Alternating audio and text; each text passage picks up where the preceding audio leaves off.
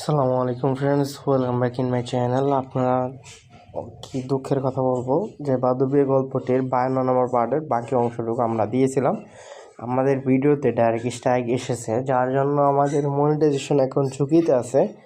আপনারা যারা যারা আমাদের চ্যানেলে আছেন তারা প্লিজ বেশি বেশি কমেন্ট এবং লাইক করবেন, আর আমাদের সেকেন্ড চ্যানেলটা সাবস্ক্রাইব করে আমাদের পাশে থাকার চেষ্টা করবেন, যেটা হলো আর এস ফিমেল ভয়েস, মানে ওইটা হলো আমাদের এই চ্যানেলের সাপ্লিমেন্টারি। আর একটা রয়েছে যেটা হলো আর এস ভয়েস ক্রাফট টু। আর আমরা যে ব্লগ চ্যানেলের কথা বলতেছিলাম যে মেক করেছি, ব্লগ চ্যানেলে আমরা ফার্স্ট ব্লগ মেক করব যে কিভাবে রান্না করতে হয়। ওই ব্লগটা আমরা এডিট করবো একটু পরে, এই ভিডিওর পরে। তাই যারা যারা ব্লগটি দেখতে আগ্রহী আছেন তারা সবাই আমাদের ব্লগে আপনাদেরকে স্বাগতম। আপনারা দেখতে পারেন, আমাদের MDRS চ্যানেলে পেয়ে যাবেন। বেলকনিতে বসে আছি, এখন ফজরের পরে সময়। নামাজ শেষে বেলকনির এক কোণে বসে তেলাওয়াত করছি। চারদিকে এখনো ভালো মতো আলো ফুটেনি, আবছা আলো, পাখির কিচিরমিচির ডাক। আজ চাঁদ আকাশের বুকে মৃদু আলোয় জ্বলজ্বল করছে। হালকা বাতাসও বইছে। বৃষ্টির জন্য গাছপালার চারপাশ ভেজা ভেজা। সব মিলিয়ে মনে হচ্ছে হাজারো রহমত মহান রব ঢেলে দিয়েছেন এই আজকের সকালে। ঈদের দিনের মতো একটা বিশেষ অনুভূতি কাজ করছে আজ। ফজরের পরে তো সবসময়ই মৃদু বাতাস থাকে, তবে আজ প্রতিদিনের তুলনায় একটু বেশি মিষ্টি লাগছে বাতাসটা। আমি তেলাওয়াত শেষে কিছু সময় প্রকৃতিকে উপভোগ করি। তেলাওয়াত করছিলাম সূরা ইয়াসিন, ওয়াকিয়া আর হাসর। আমি ধীরে ধীরে উঠে রুমে যাই, কোরআনখানা জায়গা মতো রেখে দেই। বেডের দিকে তাকাতেই দেখি অবাক এক কাণ্ড, রেজওয়ান বেডে ব্ল্যাঙ্কেট গায়ে জড়িয়ে ঘুমাচ্ছেন। কি হলো? উনি তো সাধারণত ব্ল্যাঙ্কেট গায়ে মা না। আমি ধীরে ধীরে কৌতূহল নিয়ে সেদিকে যাই। গতকাল আসার পর থেকে একটা কথাও বলিনি উনার সাথে, আর বলতেও চাই না। কিন্তু কি হলো হঠাৎ? মৃদু কাঁপছেন। বিষয়টা স্বাভাবিক ঠেকল না আমার কাছে। আমি উনার সামনে দাঁড়িয়ে একটু ঝুঁকে দেখি। মনে হয় জ্বর এসেছে। উনার ফর্সা চোখ মুখ লাল হয়ে গেছে। আমি যেতেই উনি চোখ খুললেন। এতে আমি একটু সরে এসে জিজ্ঞেস করি, জ্বর এসেছে কি? উনি চোখ দিয়ে সম্মতি জানান। আমি ইতস্তত গলায় বলি, আমি কি আপনাকে টাচ করতে পারি? জ্বরটা একটু দেখতাম ঠিক আছে কিনা।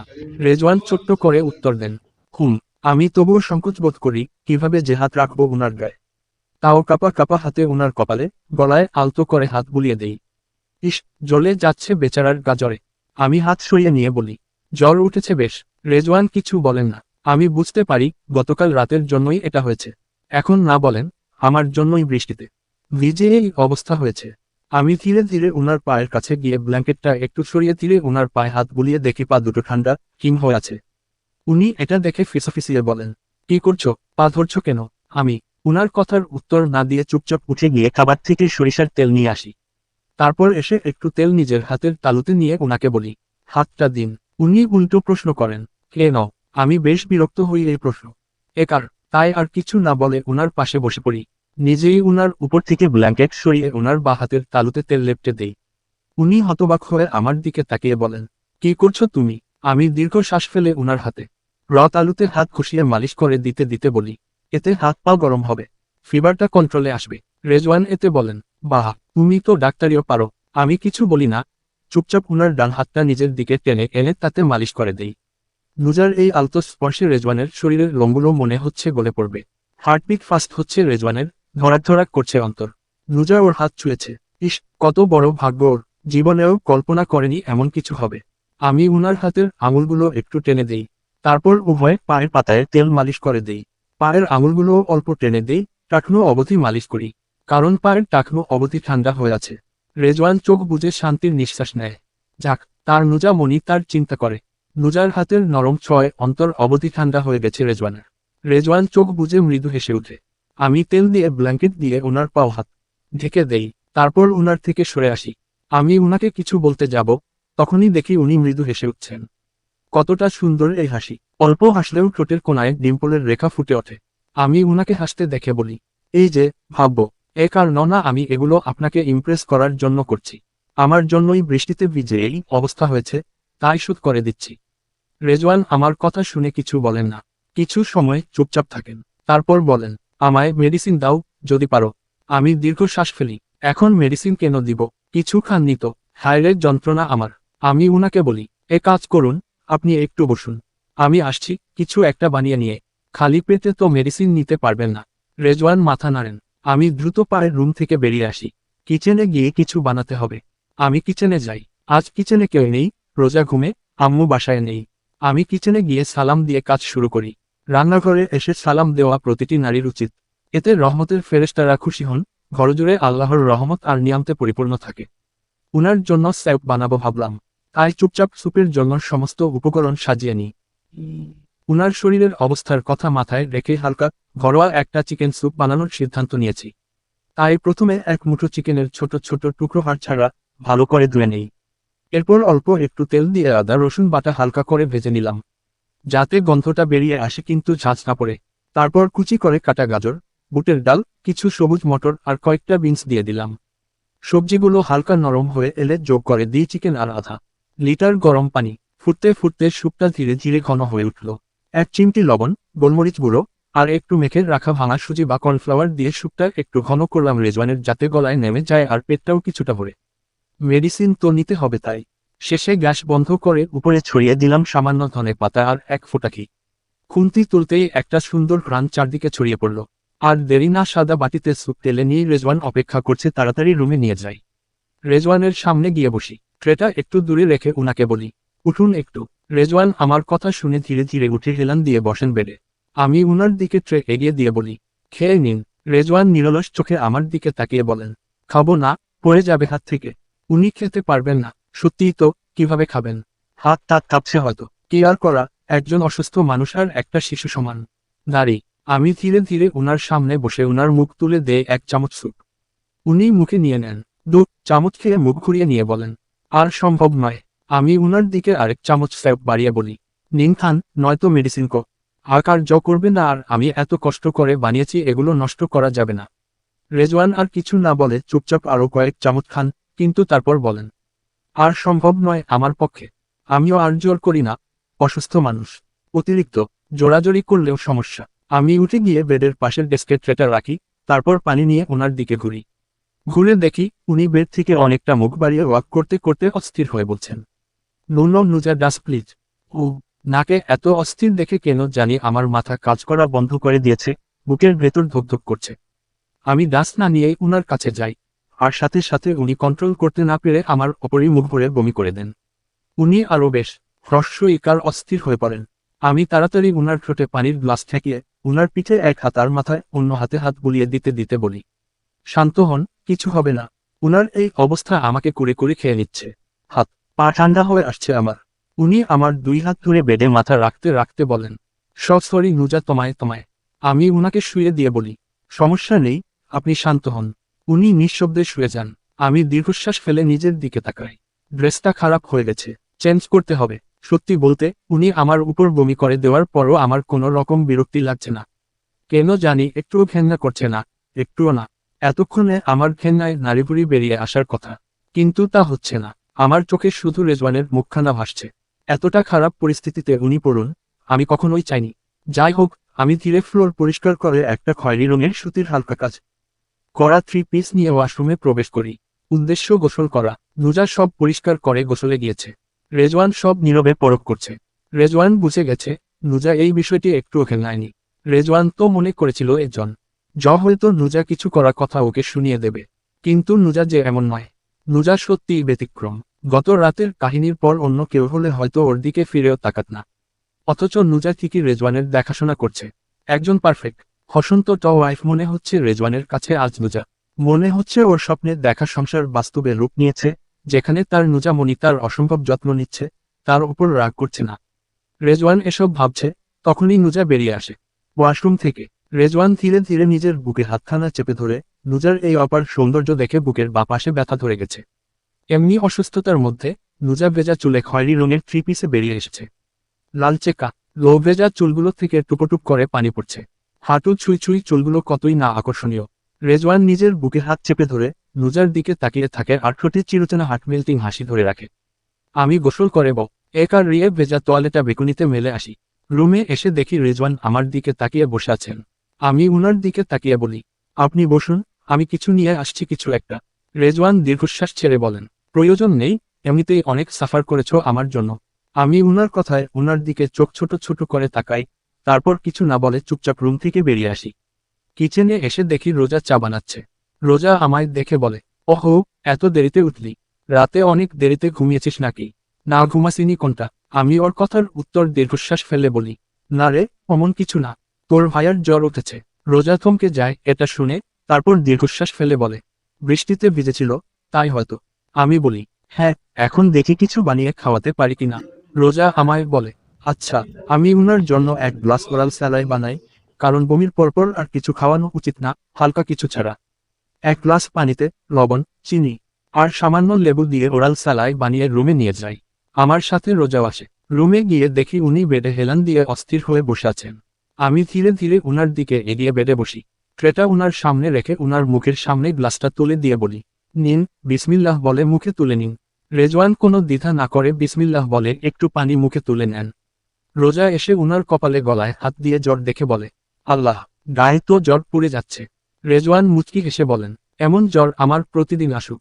উনার কথা শুনে আমি আর রোজা দুজনেই বলে উঠি, হি। রেজওয়ান আমাদের প্রশ্ন শুনে আমতা আমতা করে বলেন, কিছু না, কিছু না। রোজা আমার দিকে তাকিয়ে বলে, তোর জামাই জ্বরে হুঁশ হারিয়ে ফেলেছে, তাড়াতাড়ি ট্রিটমেন্ট কর। এর বলে ও চলে যায়। আমি ওর যাওয়ার পানে এক পলক তাকিয়ে রেজওয়ানের দিকে তাকাই, কি কিন্তু কিছু বলি না। চুপচাপ উনার হাতে গ্লাসটা তুলে দিয়ে বলি, নিন, এটি খেয়ে নিন, বেটার ফিল হবে। উনি মাথা নাড়িয়ে গ্লাস হাতে তুলে নেন। আমি উনাকে একটা মেডিসিন দিয়ে দেই, এটা একদম কম পাওয়ারের, এতে জ্বর কমে যেতে পারে। অতিরিক্ত মেডিসিন নেওয়াও ভালো না। রেজওয়ান ওরাল স্যালাইটা খেয়ে নেন। আমি ট্রেটা নিয়ে সোফার সামনে একটি টেবিলে রাখি। তারপর রেজওয়ানের দিকে এগিয়ে এসে বলি, আপনি ঘুমিয়ে যান একটু। রেজওয়ান একটু ইতস্তত বোধ করে বলেন, আমি শাওয়ার নিব। শরীরটা গুলাচ্ছে, গা খাম খাম করছে। আমি এটা শুনে উনাকে প্রশ্ন করি, আপনি উঠতে পারবেন? কিভাবে শাওয়ার নিবেন, কিভাবে? রেজওয়ান এটা শুনে মাথা নিচু করে বলেন, আচ্ছা, বাদ দাও, একটু ঠিক হই, তারপর শাওয়ার নিব। আমি উনার দিকে চোখ ছোট ছোট করে তাকিয়ে বলি, অশান্তি করছে ভেতরে? রেজওয়ান দীর্ঘশ্বাস টেনে বলেন, হ্যাঁ, এর জন্যই শাওয়ার নিতে চাই। আমি কিছুটা দ্বিধায় পড়ে যাই, আমার কি করা উচিত? এখন কি করব? উনার গা মুছে দিব, কিন্তু কিভাবে? এটি কি সম্ভব? আমি উনার শরীরে টাচ করব? না না না, এটা সম্ভব নয়। কিন্তু উনার যে অশান্তি করছে। আমি সংকোচ নিয়েই বলি, আচ্ছা, আমি কি আপনার গা মুছে দিব? একটু শান্তি পাবেন এতে। রেজওয়ান এটা শুনে চট করে আমার দিকে তাকান, এমন স্টাইলে তাকান, মনে হচ্ছে আমি কোনো আশ্চর্যজনক কথা বলেছি। রেজওয়ান কিছু সময় বিস্ময়ে তাকিয়ে বলেন, সত্যি দিবে? আমি বুঝে যাইউন। আকার উত্তর। তাই আর দেরি না করে ওয়াশরুম থেকে একটা মগে পানি নিয়ে, সাথে একটা ফেস্টাওয়াল আর উনার ব্রাশে টুথপেস্ট লাগিয়ে নিয়ে আসি। রুমে এসে বেডের নিচে হাতের সবকিছু রেখে রেজওয়ানকে বলি, আপনি একটু এগিয়ে বসুন। রেজওয়ানও বসে পড়েন। আমি উনার ওপর থেকে ব্ল্যাঙ্কেটটা সরিয়ে নেই। ধীরে ধীরে উনার সামনে গিয়ে দাঁড়াই। এতটা কাছে, এতটা নিকটে আসতে অস্বস্তিতে গায়ের লোম খাড়া হয়ে যাচ্ছে আমার। আমার গলা অবধি কেন জানি শুকিয়ে আসছে। এমন একটা অনুভূতি হচ্ছে যা বলে বোঝানো দায়। আমি উনার হাতে উনার ব্রাশটা দিয়ে বলি, নিন, ব্রাশ করে নিন। রেজওয়ান ধীর হাতে ব্রাশটা হাতে নিয়ে ব্রাশ করে নেন।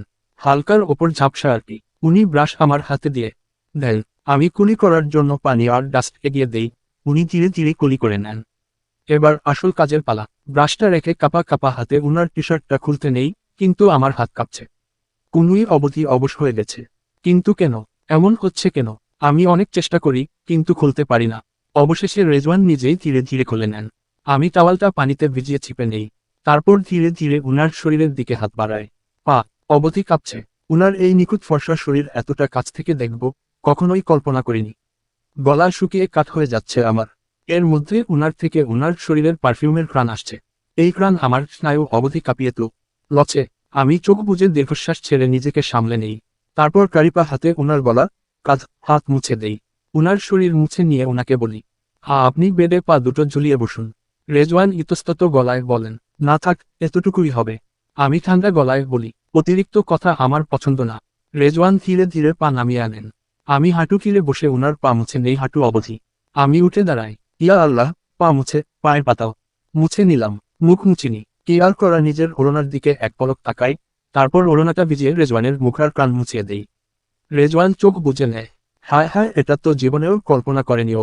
আমি মুখ মুছে দিয়ে মোগার টাওয়ালটা ওয়াশরুমে রেখে কাবার থেকে একটা নীল টি শার্ট নিয়ে উনাকে পরিয়ে দেই। রেজওয়ান আমায় বলেন, এতটা কেয়ার করবে আশা করিনি। আমি উনার দিকে তাকিয়ে মেকি হেসে বলি, আপনার জায়গায় অন্য কেউ থাকলেও আমি তাকেও করতাম। অসুস্থ মানুষের সেবা করা, তার পাশে থাকা সুস্থ মানুষের দায়িত্ব। রেজওয়ান আমার দিকে চোখ ছোট ছোট করে তাকিয়ে বলেন, বাহ মিস ব্রিটিশ, তুমি তো কথা ঘোরাতে পারো ভালোই। উনার এই কথা শুনে আমি বিরক্ত হয়ে বলি, আপনি নিজের বাজে কথা বন্ধ রাখুন। রেজওয়ান খাটতারামি করে বলেন, তাতে তোমার কি? আমি আমার মুখ দিয়ে কথা বলছি। আমি দীর্ঘশ্বাস ফেলে বলি, তো বলুন। বলেই আমি চলে আসতে নিব, তখনই রেজওয়ান ফিসাফিসিয়ে বলেন, জানো নুজা, তুমি দেখতে ব্রিটিশদের মতো হলেও তোমার কথাবার্তা রিনা খানের মতোই তিতা। আমি দাঁত চেপে ওনার দিকে তাকিয়ে বলি, তাতে আপনার কি? রেজওয়ান এতে বলেন, আমারই তো সব, কারণ এই তিতের কথাগুলো তো আমার উপরই ঝাড়ো। উনার কথা শুনে রাগ উঠতে না চাইলে উঠবে। অসুস্থ অবস্থায় এমন কথাবার্তা, একটুও মানুষ হলেন না উনি। আমি উনাকে বলি, চুপচাপ শুয়ে থাকুন, অসুস্থ অবস্থায় বেশি কথা বলা ঠিক না। রেজওয়ান দীর্ঘশ্বাস ফেলে বলেন, নুজা, একটা রিকোয়েস্ট করব, রাখবে? আমি থতমত খেয়ে যাই। হঠাৎ এত সিরিয়াস হয়ে গেলেন কেন? আমি নিচু গলায় বলি, জি বলুন। রেজওয়ান আমতা আমতা করে আমার দিকে অসহায় চোখে তাকিয়ে বলেন, আমায় একটু তেলাওয়াত শোনাবে? তোমার গলায় তেলাওয়াত শোনার খুব ইচ্ছে। এমন আবদার, আমি তো পড়লাম মহাবিপদে। না করতে পারছি না, আবার না পারছি হ্যাঁ বলতে। ইতস্তত বোধ নিয়েই বলি, আচ্ছা। বলে আমি করিডোরের দিকে এগিয়ে আসি। ওয়াশরুমে গিয়ে অজু করে নেই। তারপর কোরআনখানা নিয়ে রেজওয়ানের মাথার কাছে এসে বসি। উনার মাথার কাছে বসতে উনি ধীরে ধীরে বালিশ সরে এসে আমার কোলে মাথা রাখেন। এমনি লজ্জায় গা গুলিয়ে যাচ্ছে। উনি আমার কোলে মাথা রাখছেন কেন? সাহস দেখছি বেশি বেড়ে গেছে। ভাবছেন আমি বলে যাচ্ছি, না, আমি অমন মানুষ নই। আমি শুধু নিজের দোষটা কাটাতে উনার এই সেবা করেছি, নয়তো বয়ে গেছে উনাকে এমন করতে। এখন ডিরেক্ট কোলে মাথা রাখছেন, সাহস তো দেখি আকাশ ছুঁয়ে গেছে। আমি তড়াক করে বলে উঠি, কি করছেন আপনি আমার কোলে?